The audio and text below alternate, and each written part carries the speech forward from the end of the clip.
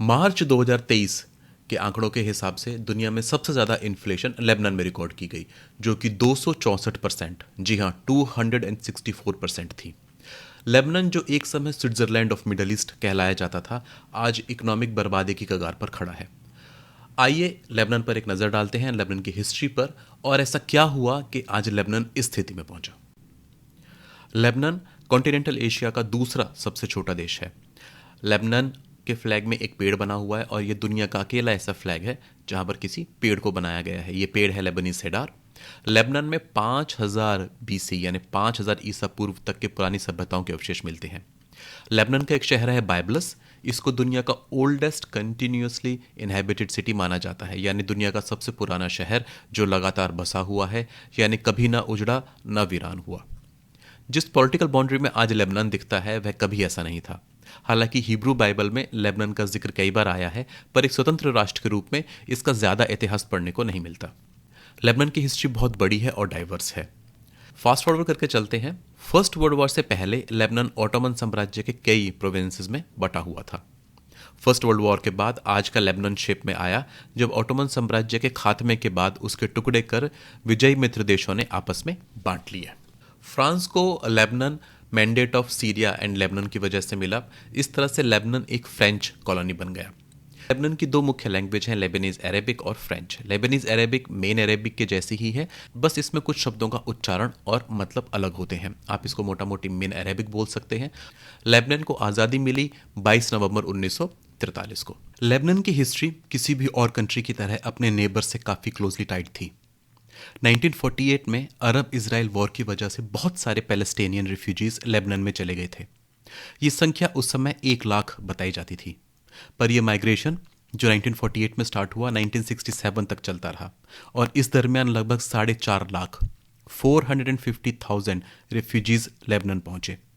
ये नंबर अपने आप में काफ़ी कंटेस्टेड है, क्योंकि बहुत सारी इंडिपेंडेंट ऑर्गेनाइजेशंस इस नंबर को बड़ा बताती हैं। पीएलओ, पैलेस्टाइन लिबरेशन ऑर्गेनाइजेशन, जिसका जन्म 1964 में कायरो में हुआ, उसके काफ़ी सारे सपोर्टर लेबनान में भी थे। न केवल पैलेस्टीनियन रिफ्यूजीज में पीएलओ फेमस था, बल्कि लोकल लेबनीज मुस्लिम पॉपुलेशन में भी उसके लिए काफ़ी बड़ी सपोर्ट थी। और यहाँ पर ये समझ में भी आता है, पैलेस्टीनियन रिफ्यूजीज का पीएलओ की तरफ इंक्लाइंड होना एक नेचुरल बात थी। लेकिन इस एक्सोडस ने, जो पैलेस्टीन से लेबनान की तरफ हुआ था, इसने लेबनीज डेमोग्राफिक बैलेंस को काफ़ी बिगाड़ दिया था। 1932 तक 51.2 क्रिश्चियंस और 48.8% मुस्लिम्स लेबनान में रहते थे। लेकिन 1967 तक आते आते 60% मुस्लिम्स और 40% क्रिश्चियंस हो गए थे। यहाँ पर लेबनान की पॉलिटिकल स्ट्रक्चर को डिस्कस करना बहुत ज़रूरी है। लेबनान एक कन्फेशनलिस्ट डेमोक्रेसी है। कन्फेशनलिस्ट डेमोक्रेसी का मतलब होता है कि पार्लियामेंट में रिप्रेजेंटेशन पॉपुलेशन के किसी डिवीजन के हिसाब से होता है, जो कि ज़्यादातर रिलीजन होता है। इसका मतलब हुआ, अगर देश में 40% मुस्लिम्स हैं तो पार्लियामेंट में 40% सीट्स मुस्लिम रिप्रेजेंटेशन के लिए रिजर्व की जाएंगी। बहुत सारे पॉलिटिकल साइंटिस्ट इस पॉलिटिकल सिस्टम को गलत मानते हैं, क्योंकि उनका कहना है कि कन्फेशनलिस्ट डेमोक्रेसी देश में डिवीजन को और बढ़ाती है, और लेबनान में ऐसा हुआ भी। इस वजह से देश कभी एक बनकर रह ही नहीं पाया। रिलीजियस डिविजन्स इतनी डीप हो गई कि देश में यूनिटी कभी बन ही नहीं पाई। सबसे ज़्यादा अजीब बात यह है कि लेबनान का पहला और अकेला सेंसस यानी जनगणना 1932 में ही हुई थी। उसके बाद कोई ऑफिशियल सेंसस नंबर्स कभी नहीं आए। कन्फेशनलिज्म के लिए सेंसस बहुत ज़रूरी है, क्योंकि इसकी एब्सेंस में दोनों पक्ष यानी मुस्लिम और क्रिश्चियंस एक दूसरे के लिए सस्पिशियस हो गए। दोनों का ये क्लेम था कि उन्हें अपना बराबर का रिप्रेजेंटेशन नहीं मिल पा रहा है। लेबनान में धीरे धीरे काफ़ी पैलेस्टीनियन इंक्लाइंड आर्म्ड ग्रुप्स बनने लग गए, और 1975 तक आते आते एक आंकड़े के हिसाब से 21,000 से ज़्यादा आर्म्ड मिलिटेंट्स लेबनान में मौजूद थे। ये अलग अलग ऑर्गेनाइजेशंस से संबंध रखते थे। तो पीएलओ अकेला नहीं था जो कि लेबनान में पैलेस्टीन के लिए काम कर रहा था। धीरे धीरे वो एक बिजनेस मॉडल के रूप में तब्दील हो गया। इस वक्त तक आते आते लेबनान में डिवीजन और सस्पिशन इतना बढ़ गया था कि कोई छोटी सी घटना भी युद्ध स्टार्ट करने के लिए काफ़ी थी, और ऐसा हुआ भी। 1975 में एक छोटी सी पत्थरबाजी की घटना ने जल्दी ही गृह युद्ध का रूप ले लिया। यह युद्ध जो 1975 में शुरू हुआ 1990 यानी 1990 तक लगातार चलता रहा, और इसने देश को पूरी तरह से बर्बाद करके रख दिया। तो इस तरह स्विट्ज़रलैंड ऑफ मिडल ईस्ट कहलाने वाला एक देश बिल्कुल बर्बादी के कगार पर पहुंच गया। लेबनान को स्विट्ज़रलैंड ऑफ मिडल ईस्ट का नाम मिला था अपने स्नो क्लैड माउंटेन्स और लीनियंट बैंकिंग सिस्टम की वजह से, लेकिन पॉलिटिकल स्ट्रक्चर और सिविल वॉर ने इस देश को पूरी तरह से बर्बाद कर दिया। वैसे सिविल वॉर 1990 में बंद हो गई थी, लेकिन पॉलिटिकल स्टेबिलिटी 2005-2006 तक ही लौट पाई। कन्फेशनलिज्म की वजह से पॉलिटिशियंस कभी अपने आप को देश से कनेक्ट ही नहीं कर पाए और करप्शन में इन्वॉल्व हो गए। करप्शन और सिविल वॉर से लेबनान स्ट्रगल कर ही रहा था कि अरब स्प्रिंग शुरू हो गया। अरब स्प्रिंग की आग सीरिया तक आ गई। 2011 में सीरिया में सिविल वॉर शुरू हुई और इस वजह से बड़ी तादाद में रिफ्यूजीज और फाइटर्स लेबनान में आ गए। पीएलओ वाला इतिहास दोहराया जा रहा था, पर इस बार एक नया फैक्टर था और वो था अल नुसरा और आइसिल का जॉइंट फ्रंट। इस फ्रंट की लेबनीज आर्मी से काफ़ी बड़ा झड़प हुई, पर सरप्राइजिंगली इस जॉइंट फ्रंट को लेबनान के अंदर से काफ़ी सपोर्ट मिला। लेकिन इन झड़पों और बैटल्स की वजह से लेबनान का रहा सहा इंफ्रास्ट्रक्चर भी ख़त्म हो गया। हालांकि वक्त के साथ आइसिल कमज़ोर हो गया और सीरियन सिविल वॉर भी खात्मे की तरफ बढ़ चली, पर इसने लेबनान को पूरी तरह से इकोनॉमिकली क्रिपल कर दिया। 17 अक्टूबर 2019 को लेबनान में प्रोटेस्ट शुरू हुए, जो कि 17 अक्टूबर रेवोल्यूशन के नाम से जाने जाते हैं। इसका रीज़न था पेट्रोल पर टैक्स और इन्फ्लेशन, और जल्दी ही यह प्रोटेस्ट नेशन वाइड रेजिस्टेंस में बदल गया। साथ ही अर्ली 2020 में आया कोविड, और हम सब ने देखा कि किस तरह से कोविड ने पूरी दुनिया को इकोनॉमिकली इम्पैक्ट किया। लेकिन लेबनान के लिए दुख की घड़ियां भी ख़त्म नहीं हुई थी, और 4 अगस्त 2020 को हुआ बेरूत बॉम्ब ब्लास्ट। ये बॉम्ब ब्लास्ट कोफिन में आखिरी कील की तरह साबित हुआ। इसके बाद तो इकोनॉमी ऐसे डाउनवर्ड स्पायरल में आई कि उभर ही नहीं पाई। यूनाइटेड नेशंस की 2022 की रिपोर्ट देखें तो लेबनान की 80% जनसंख्या आज गरीबी की रेखा से नीचे रह रही है। एक देश जो कुछ साल पहले तक इकोनॉमिक मिरेकल हुआ करता था, आज इकोनॉमिक डिजास्टर है। आइए अब डिस्कस करते हैं कि करंट लेबनीज इकोनॉमिक क्राइसिस कैसे अनफोल्ड हुआ। जैसा मैंने बताया कि लेबनीज सिविल वॉर 1990 में ख़त्म हो गया था। समय बीतने के साथ देश में शांति वापस आई और इंटरनेशनल कम्युनिटी और खासकर इन्वेस्टर्स का विश्वास लेबनीज इकोनॉमी के ऊपर दोबारा से बनने लग गया। सिविल वॉर के बाद टूरिज्म, रेमिटेंसेज और रियल एस्टेट की वजह से काफ़ी फॉरेन एक्सचेंज आने लग गया। देश का इंफ्रास्ट्रक्चर जो कि सिविल वॉर ने पूरी तरह बर्बाद कर दिया था, इस वैल्यूएबल फॉरेन एक्सचेंज की वजह से दोबारा से प्रोग्रेस करने लग गया।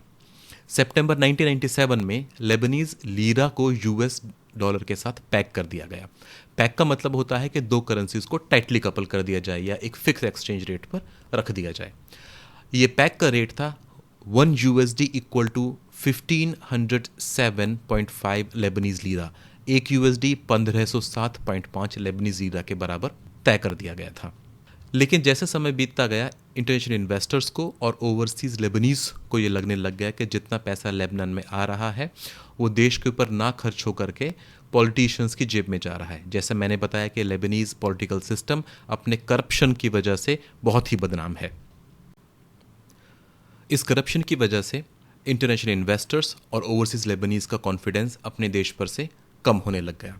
यहाँ पर ये बात ध्यान रखने वाली है कि लेबनीज इकोनॉमी एक इम्पोर्ट बेस्ड इकोनॉमी है, यानी कि देश अपने रोज़मर्रा के कामों के लिए भी इम्पोर्ट पर निर्भर करता है। देश का कोई बहुत बड़ा एक्सपोर्ट सेक्टर नहीं है, इसीलिए देश को अपने रोज़मर्रा की ज़रूरतों की चीज़ों के लिए भी एक अच्छे खासे फॉरेन एक्सचेंज की ज़रूरत होती है। ये बिल्कुल वैसा ही है जैसा कि आज हम पाकिस्तान में स्थिति को देखते हैं।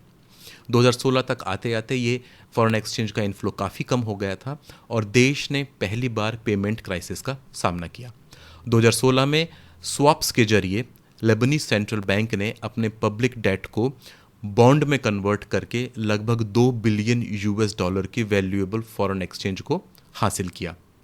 इस फॉरेन एक्सचेंज की वजह से 2016 का लिक्विडिटी क्राइसिस तो टल गया, लेकिन इकोनॉमी की स्ट्रक्चरल वीकनेस के बारे में किसी ने ध्यान नहीं दिया। इन स्वैप्स ने जो वैल्यूएबल फॉरेन एक्सचेंज दिया था लेबनीज को, लेबनीज सेंट्रल बैंक को इस स्वैप्स की आदत हो गई। जो $2 बिलियन 2016 में मार्केट से लिए गए थे, वो 2019 तक आते आते $13 बिलियन की सेल हो चुकी थी। लेकिन ये बॉन्ड्स हैं, अगर ये मार्केट से उठाए हैं तो इनका पेमेंट भी करना होता है, बॉन्ड्स के ऊपर कूपन भी होता है, परसेंटेज ऑफ इंटरेस्ट भी देना होता है। पॉलिटिशियंस ने जब फॉरेन एक्सचेंज को उठाया तो उन्होंने इसकी पेमेंट के ऊपर कोई ध्यान नहीं दिया। साथ में जो भी फॉरेन एक्सचेंज प्राप्त हुआ था उसको पॉलिटिशियंस ने अपनी जेबों में डाल लिया। 2019 तक आते आते दुनिया में ये एक इम्प्रेशन आ गया था कि लेबनीज़ गवर्नमेंट कभी भी अपनी रीपेमेंट के ऊपर डिफ़ॉल्ट हो सकती है। इसके बाद लेबनान में लोगों ने बैंक से पैसे निकालने शुरू कर दिए, इन्फ्लेशन देश के अंदर काफ़ी बढ़ने लग गई और इसके चलते लेबनीज़ करेंसी की वैल्यू बहुत तेज़ी से गिरने लग गई। फिर आया 17 अक्टूबर 2019, जिसका जिक्र मैंने पहले भी किया था, 17 अक्टूबर रेवोल्यूशन। ये एक रेवोल्यूशन था जो धीरे धीरे रेजिस्टेंस में बदल गया। कई जगह पर आर्म्ड रेवोल्यूशनरीज ने भी सैनिकों के साथ मुठभेड़ की। यहाँ पर लेबनीज सरकार ने एक बहुत गलत फैसला लिया। उन्होंने इस रेवोल्यूशन के चलते लेबनीज कमर्शियल बैंक्स को 2 वीक के लिए बंद कर दिया। पहले से ही लोगों का लेबनीज बैंक्स के ऊपर भरोसा कम था, वहाँ की जनता का भरोसा भी अपने बैंक्स के ऊपर कम था। ऐसे में बैंक्स को 2 वीक्स के लिए बंद कर देना, इसने इंटरनेशनल कम्युनिटी में बहुत गलत मैसेज पास किया। जैसा मैंने बताया, क्योंकि लेबनीज लीरा की वैल्यू गिरती जा रही थी तो लोगों ने लेबनीज लीरा को बैंक से निकालना शुरू कर दिया। ये लेबनीज लीरा, जिसका पैग रेट था 1 USD के अगेंस्ट 1507 यानी 1507.5 लेबनीज लीरा, वो अप्रैल 2020 तक गिर के 1 USD का 3000 लेबनीज लीरा हो गया। एक साल बाद मार्च 2021 में ये 1 USD का 14,000 और जून 2021 में ये 1 USD का 15,200 लेबनीज लीरा हो गया। और ये ब्लैक मार्केट रेट था। बैंक्स अभी भी 1 USD के 2000 लेबनीज लीरा ही दे रहे थे, जबकि बाहर मार्केट में 15,200 लेबनीज लीरा अवेलेबल। सरकार ने यहाँ पर भी एक गलती की। लोग जिन्हें कि अपना फॉरेन एक्सचेंज कन्वर्ट करवाना था, वो बैंक में ना जा करके प्राइवेट मनी एक्सचेंजर्स के पास गए और जो बचा कुचा फॉरेन एक्सचेंज सरकार के पास आ सकता था वो भी इस एक्सचेंज रेट अनबैलेंस की वजह से प्राइवेट हाथों में चला गया। साथ में 2019 तक जो कि फॉरेन बॉन्ड ऑब्लिगेशन 13 बिलियन था, वो 2020 तक आते आते 30 बिलियन US डॉलर्स का हो गया। लेबनीज करेंसी की डिवैल्यूएशन की वजह से, जैसा मैंने पहले कहा, लोगों ने बैंक से अपने पैसे निकालने शुरू कर दिए थे, लेकिन इस पैसे को इन्वेस्ट किया लेबनीज रियल एस्टेट के अंदर। इस इन्वेस्टमेंट ने रियल एस्टेट में एक बबल क्रिएट कर दिया और ये मिडल ईस्ट का आज तक का सबसे बड़ा रियल एस्टेट बबल था। रियल एस्टेट की कीमतें एकदम बहुत तेज़ी से भागी। इसका एग्जाम्पल में हम लेबनान के एक रियल एस्टेट कंपनी सॉलिडेयर का जिक्र कर सकते हैं। सॉलिडेयर ने 2016 के बाद कभी कोई प्रॉफिटेबल क्वार्टर नहीं रिपोर्ट किया था, लेकिन 2019-20 में जैसे ही लोगों ने रियल एस्टेट पे पैसा लगाना शुरू कर दिया, सॉलिडेयर ने सीधा 234.5 मिलियन डॉलर का रेवेन्यू रजिस्टर करते हुए 49 मिलियन डॉलर का प्योर प्रॉफिट जनरेट किया। जी हाँ, एक कंपनी जो 2016 में लॉस में थी, 2019 में एकदम प्रॉफिट में आ गई। लेकिन क्योंकि ये बबल था जो कि बस्ट होना था, हर एक बबल को सस्टेन करने के लिए और इन्वेस्टमेंट की ज़रूरत होती है, लेकिन लेबनान के पास इन्वेस्ट करने के लिए और पैसा था नहीं, तो 2019-20 का जो प्रॉपर्टी बबल था वो बस्ट हो गया। लोग जो पहले ही हाई इन्फ्लेशन से जूझ रहे थे और उन्होंने अपना पैसा रियल एस्टेट में लगा रखा था, वो पैसा भी उनका बर्बाद हो गया। वही सॉलिडेयर कंपनी जिसने 19 और 20 में 49 मिलियन डॉलर का प्रॉफिट रजिस्टर किया था, उसने सिर्फ 2 साल बाद यानी 2022 में 21.5 मिलियन डॉलर का लॉस भी रजिस्टर किया। आज लेबनान की लगभग सभी इंडस्ट्रीज़ बंद पड़ी हैं, लगभग ना के बराबर टूरिज्म है और गिरती करेंसी वैल्यू की वजह से रेमिटेंसेस भी काफ़ी कम हो गई हैं। देश का बैंकिंग सिस्टम पूरी तरह से ख़त्म हो गया है और ये एक कैश ओरिएंटेड इकोनॉमी बन गई है, यानी कि लगभग सभी ट्रांजैक्शन अब कैश में ही हो रही हैं। जो भी बचा कुचा फॉरेन एक्सचेंज था वो बैंकिंग सिस्टम से बाहर है और प्राइवेट हाथों में है।